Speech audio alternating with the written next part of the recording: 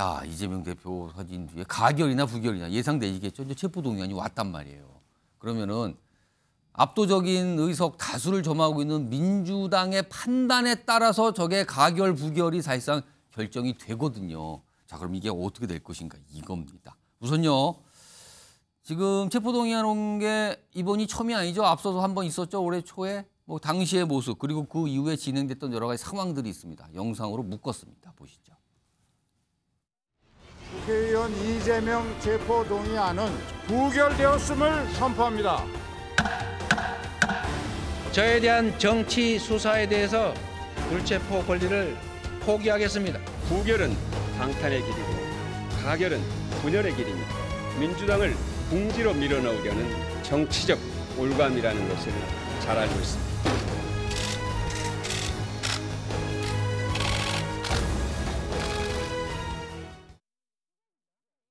자, 어제 박광원 원내대표가 걱정을 하면서 얘기했죠. 그래서 부결 쪽의 분위기를 얘기를 했지만 부결된 방탄, 가결된 분열, 약간 딜레마 상황이라는 이런 취지를 설명했는데 전재수 의원님. 그러니까 지금 많은 정치권에서 얘기 나오는 게 민주당이 사실상 이게 지금 딜레마에 빠진 거 아니냐. 만약에 가결을 시키면은 지지층은 반발할 것이고 또 당이 자칫 내분할 수도 있다. 근데 만약에 부결시키면 또 방탄이라는 얘기가 또 나온다. 그리고 이재명 대표의 단식 자체가 취지가 훼손될 수도 있다. 이런 걱정도 있거든요. 이거 어떻게 보십니까?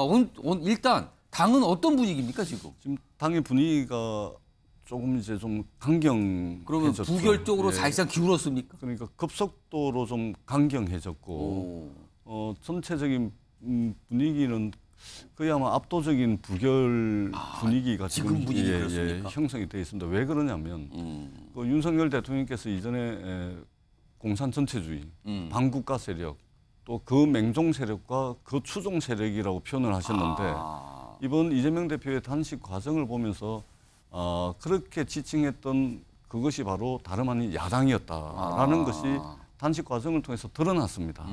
그렇기 때문에 집권 여당과 대통령의 인식이 이러할진데 그렇다면 굉장히 비상한 상황이죠. 예. 그렇다면 민주당이 어떻게 대응을 할 것인가. 예. 바로 이 지점으로부터 당이 굉장히 지금 강경한 분위기로 지금. 그러면은 사실 이재명 대표가 앞서서 불체포 특권을 내려놓는다. 이런 게 약간 퇴색되는 거 아니냐는 지적도 당연히 나오게 되는데. 그런 부분도 이제 당에서 함께 논의를 할 것이고요. 지금 여러 경로를 통해서 지금 원내 지도부에서 의견을 수렴하고 있습니다. 예를 들면은 내일 오전 11시에 제가 이제 재선 의원인데 11시에 이제 박광원 원내대표 원내 지도부하고 재선 의원 간담회가 있습니다. 아마 그런 식으로 해가지고 쭉 의견 수렴 과정을 좀 거칠 것 같고요. 그 과정에서 아마 기술적인 문제는 기술적으로 검토를 하고 큰 틀에서는 지금 아마 굉장히 강경한 분위기로 지금 당이 지금 의견이 모아지고 있는 것 같습니다. 강경한 분위기라는 게 사실상 이제 부결 쪽으로 많이 기울었다는 건데 그러면 아까 제가 잠깐 말씀드렸는데 이재명 대표의 단식의 취지가 약간 훼손되는 거 아니냐라는 시각도 있거든요. 그렇게 되면 그 부분도 함께 지금 의견 수렴 과정 중이고. 고민인 지점인 건 맞습니까? 그럼 민주당에서도. 고민 지점이죠. 고민 지점이 아닐 수는 없고요. 다만 이제 지금 변화된 상황들이 있기 때문에 이런 부분들을 감안을 해서 판단을 할 것이라고 생각을 하고 어떻든 지금은 거의 압도적인 부결 분위기로 지금 당이 의견이 좀 모아지고 있는 것은 사실입니다. 알겠습니다. 이 분위기를 느낄 수 있는 어떤 설명이 좀 있어요. 들어보겠습니다.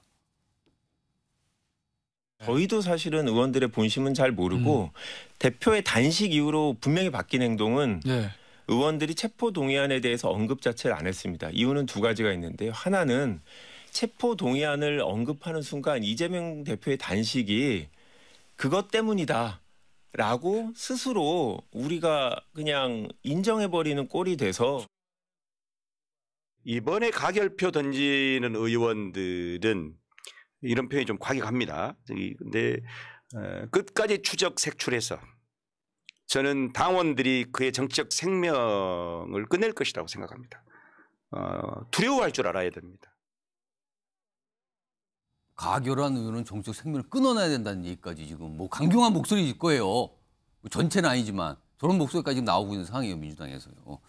다음 화면 좀 보겠습니다. 또 있습니다.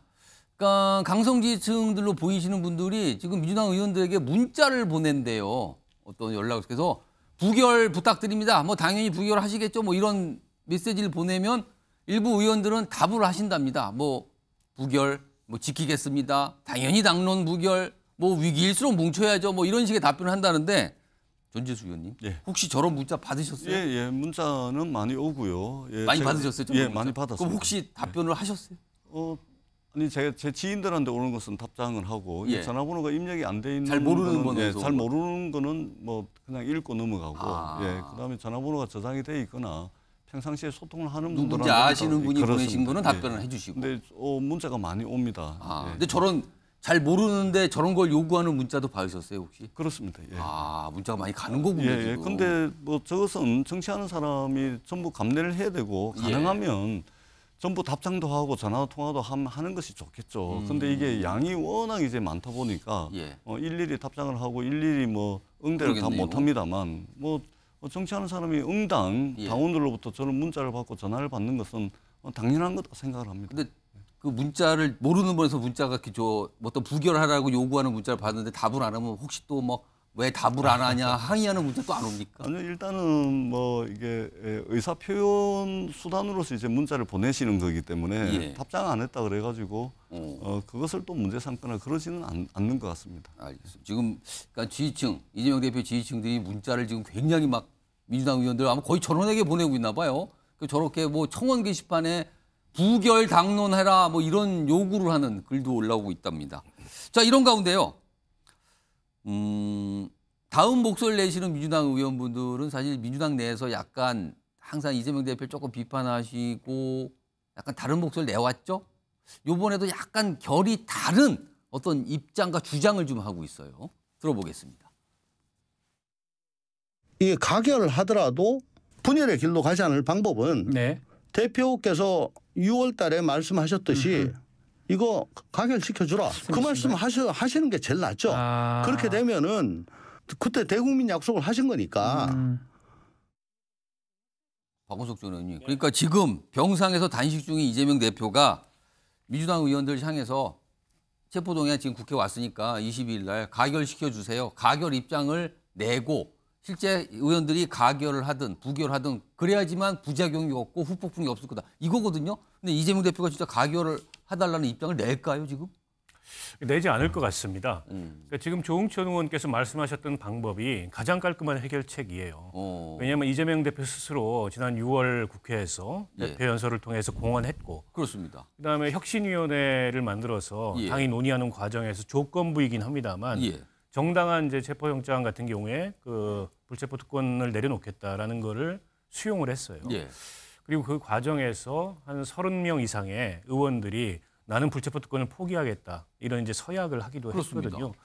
때문에 이걸 가지고 당에서 또 여러 가지 그 갑론을박이 이루어지면서 당이 내용 상태에 접어드느니 이재명 대표가 공언했던 대로 이번에 이제 가결시켜서 내가 사법 절차에 임하게 해달라라고 얘기하면 아마 이견 없이 그거는 이제 본인의 약속을 실천하는 게 되니까요. 그리고 이제 뭐 그 언행일치 하는 거고 또 이재명 대표 단식을 둘러싸고 방탄이라고 그동안에 비난했던 여권의 대응도 무색하게 만드는 모든 걸 다 털어낼 수 있는 방법인 것 같은데. 근데 그렇게 하지 않을 것 같습니다. 그러니까 이재명 대표가 지금 병원으로 옮겨서 단식을 이어가는 것은 물론 우리가 앞서서도 얘기했지만 지금 윤석열 정부의 국정운영 기조가 달라지지 않아서이기 때문이기도 하지만 그거에 대한 불만 표시도 있지만 결국엔 이 체포동의안 표결까지 지켜보겠다. 이게 포함이 돼 있거든요. 거기에 지금 그 의도도 섞여 들어가 있다. 때문에 이재명 대표가 입장 표명을 안 할 것 같고 입장 표명을 안 하게 되면 민주당 내부에 이 문제를 둘러싼 여러 가지 고민이 깊어질 수밖에 없는데 분위기는 이제 부결론이 우세해지고 있는 건 맞는 것 같아요. 그런 면에서